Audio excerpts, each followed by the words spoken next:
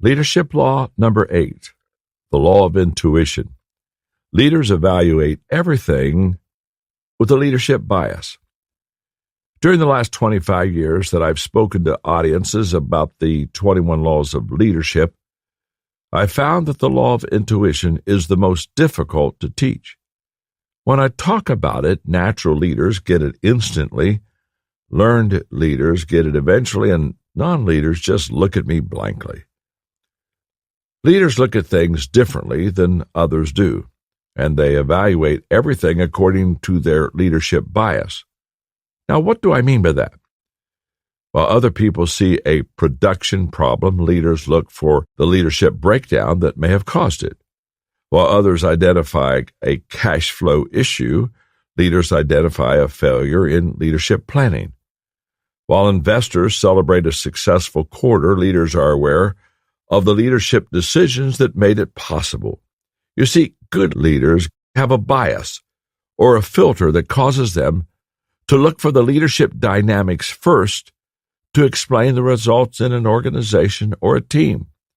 That develops them a leadership intuition that informs everything that they do. It becomes an inseparable part of who they are. And when their intuition is right and they follow it, their leadership goes to entirely new levels. In the week leading up to her long-hoped-for first appearance on QVC in 2010, Jamie Kern Lima had a big decision to make. This opportunity had been 2 years in the making, and everything was riding on it. In the 10 minutes that she would be on the air, the fate of her company would be decided. Kern Lima had created her cosmetic company, IT, in 2008, because she couldn't find makeup that would cover the red blotches on her face caused by rosacea. With the help of dermatologists, she created products that not only did the job, but were good for her skin. And she believed every woman would benefit using her products because it would make them feel beautiful. But no one came knocking on her door asking for IT cosmetics. Worse, for 2 years, she had been knocking on the door of retailers everywhere, and no one would carry her products. When QVC finally agreed to give her one chance on their network, she and her husband, Paulo, spent nearly every penny that they had, along with additional borrowed money, to have 6,000 units of her concealer manufactured and delivered to QVC. If she didn't sell them, it would be the death of her company, IT, and they would go out of business.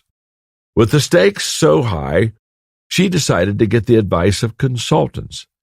They insisted that she hire beautiful young models to demonstrate the product. But Jamie wanted to demonstrate it on ordinary women with skin problems.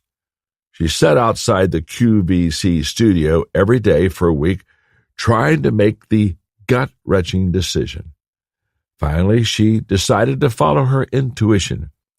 If it failed and I lost my chance to succeed at QVC, she said, I was not going to throw away my shot at standing for something, my shot at showing women that I truly believe they are beautiful and deserve to feel beautiful. When the cameras went on, she showed her own naked, red before face and the after using her makeup, and she explained what it could do for women of all ages, skin tones, and skin types. It took less than 6 minutes to sell all 6,000 units, and 3,000 more people called to be put on a waiting list. When it was over, she cried. Her husband hugged her, proclaiming, We're not going bankrupt. Jamie Kern Lima said, When the opinions and the words from the best experts didn't align with what my gut was telling me, the safest and most tempting thing to do would have been to listen to their experience and track records. One of the greatest lessons I learned was when you have a truly new idea, product, or vision, it shouldn't be surprising that experts won't believe that it will succeed. Often experts who mean well haven't actually created or built anything themselves. And though they may believe they are visionaries, they often aren't able to imagine the success of something that they haven't seen before.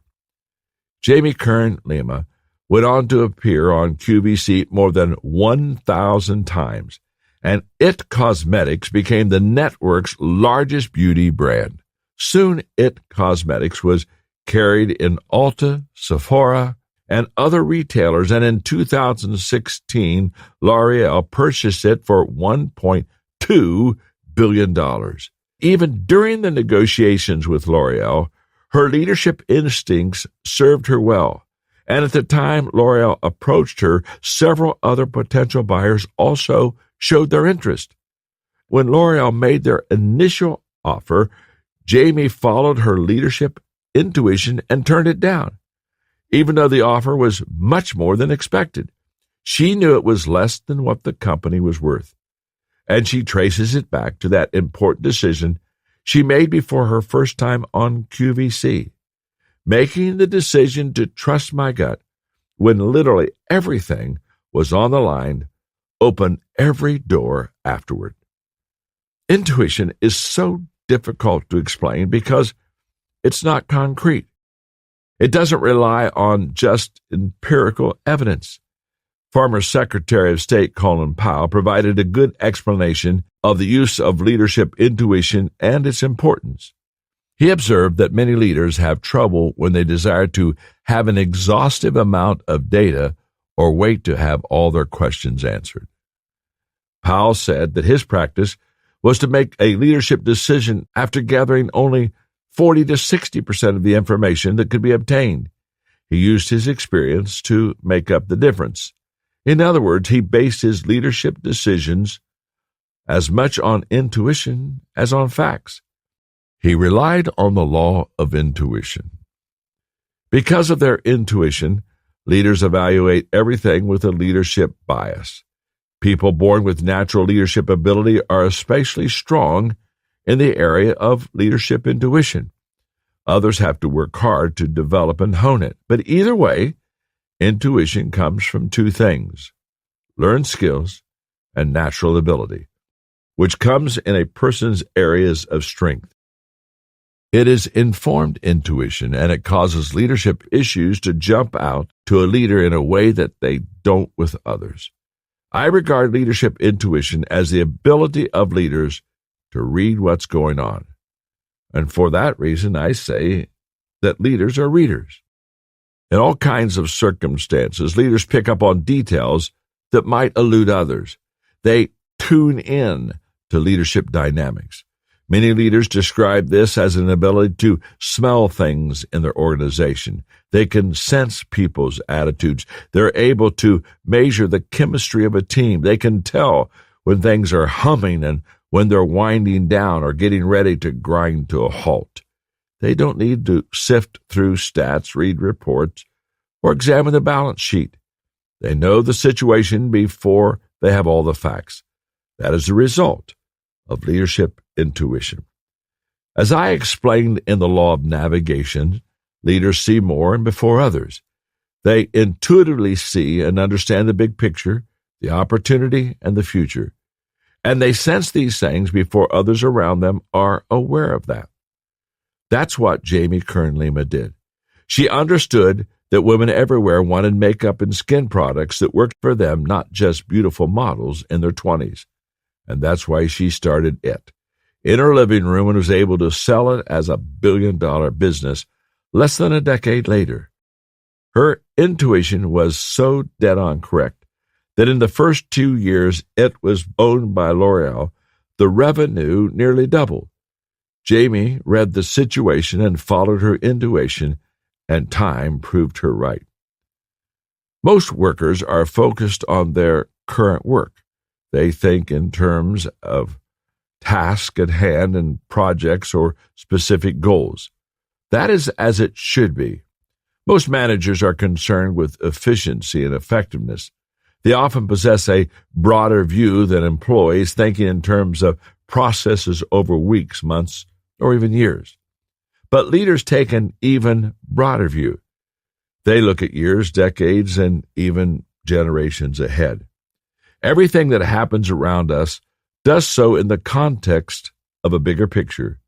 Leaders have the ability and responsibility to step back from what's happening at the moment and to discern not only where the organization has been, but also where it is headed.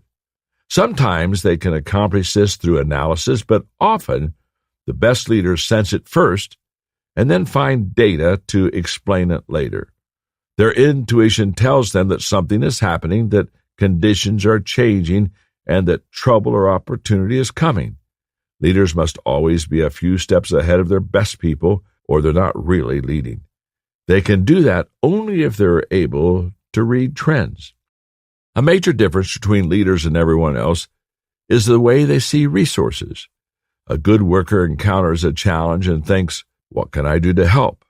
A high achiever asks, "How can I solve this problem?"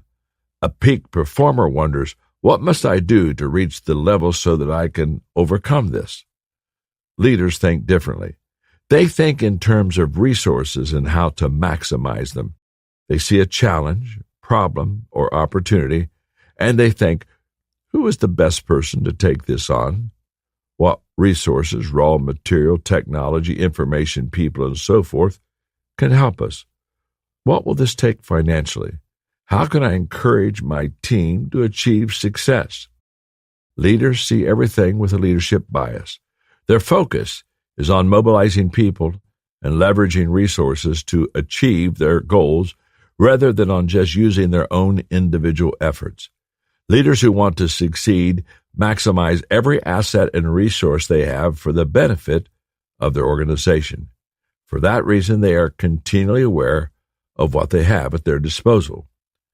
President Lyndon Johnson once said that when you walk into a room, you don't belong in politics if you can't tell who's for you and who's against you. That statement also applies to any other kind of leader. Intuitive leaders can sense what's happening among people and know their hopes, fears, and concerns. Reading people is perhaps the most important intuitive skill leaders can possess. After all, if what you are doing doesn't involve people, it's not leadership. And if you aren't influencing people to follow you, you aren't really leading. Leaders are readers of themselves. Finally, good leaders develop the ability to read themselves. Poet James Russell Lowell observed, "No one can produce great things who is not thoroughly sincere in dealing with himself." Leaders must know not only their own strengths and blind spots, skills and weaknesses, but also their current state of mind. Why? Because leaders can hinder progress just as easily as they can help create it. Everything rises and falls on leadership. In fact, it's easier for a bad leader to damage an organization than it is for a good leader to build one. We've all seen excellent organizations that took generations to build that literally fell apart in a matter of years. When leaders become self-centered, pessimistic, or rigid in their thinking, they often hurt their organizations because they are likely to fall into the trap of thinking they cannot or should not change. And once that happens, the organization has a hard time becoming better. Its decline is inevitable. If you're thinking to yourself, "I'd like to be able to read these dynamics in my organization, but I just don't see things intuitively," don't despair. The good news is that you can improve your leadership intuition even if you are not born with great leadership gifting. As I've already mentioned, leadership intuition is informed intuition. The less natural leadership talent that you have, the more you will need to make up for it by developing skills and gaining experience. They can help you to develop thinking patterns, and thinking patterns can be learned. I saw a great example of this many years ago when I was invited to the University of Southern California by then football head coach Larry Smith, who asked me to speak to the team before a big game. While I was there, he allowed me to visit the team's offensive war room. On chalkboards covering every wall, the coaches had mapped out every possible situation that their team could be in, according to down, yardage, and place on the field. And for every situation, the coaches had planned specific plays designed to succeed based on their years of experience and their intuitive knowledge of the game. By game day, the offensive coordinator knew those plays cold, even without his play sheet. But he also assigned his 3 quarterbacks the task of memorizing them. The night before the game, I watched as coaches grilled those young men, firing one situation after another at them. And the job of the quarterbacks was to recite what plays were right for that situation. The coaches wanted these players to be so well informed, so ready, so that their intuition would take over during crunch time. It would help them to effectively lead the team. It was a real-life application of one of my favorite quotes by John Wooden: "When opportunity comes, it's too late to prepare." Chances are you're not a Division I coach or quarterback, so you may not be able to apply their experience to yours. So to help you, I'll tell you about questions that I ask myself when reading my leadership intuition. What do I feel? What do I know? What do I think? And what should I do? First, what do I feel? To lean into my intuition, I always start by examining what I feel. When I say that, I don't mean whether I'm happy or sad or angry. I'm talking about my gut, the way Jamie Kern Lima did. What are my instincts? What beliefs do I possess that perhaps I can't even explain using the facts? Often I can sense opportunity, but I can't easily put my finger on what it is. This is where I always start, and you should too. Pay attention to your instincts. Number 2, what do I know? While I listen to my instincts, I don't rely on them entirely. I test them using what I know. I try to bring as many pieces of information into play as I can. If I need to connect with someone who possesses knowledge that I lack, I'll do that. I also will rely on past experience. If you have a great track record, this can really help you. If you don't, you'll be wise to rely on this less. Number 3, what do I think? Here's where I start putting things together. Where do my thinking and knowledge line up? Where do they contradict one another? If they're at odds, why? Sometimes this thinking phase is fast, either affirming or countering my instincts, but often I'll spend days or weeks reflecting before I come to a conclusion. I need to pause here and give you some guidance about responding to these first 3 questions before moving on to the final question. I often teach that people are intuitive in the area of their natural gifting. Because I possess leadership gifting, I lean very heavily into how I feel. How much credence do I give it? About 80%.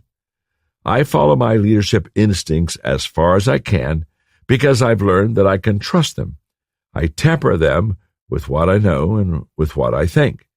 If you lack strong leadership gifting, and there's no shame in lacking it, only in pretending that you have it, then rely only about 20% on how you feel and put 80% of your trust in what you know and what you think. The last question is, what should I do? And this is the question about action. The first 3 questions have little value without an answer to the 4th question. Once I've examined my feelings, knowledge, and thinking, I make a decision, create a plan of action, and follow through. That's what leaders are supposed to do. I'll give you an example from my experience of how this played out. In the run-up to the 2016 presidential election, I was approached by a political group asking me to become a third-party candidate to run for president. It really took me by surprise, but it also appealed to me, so I took about 2 weeks to really consider it. Here's how I felt.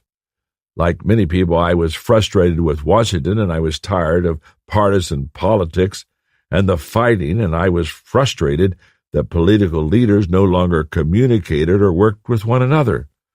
And I could not support either Hillary Clinton or Donald Trump. I also knew that many other voters felt the way that I did about Washington politics and candidates.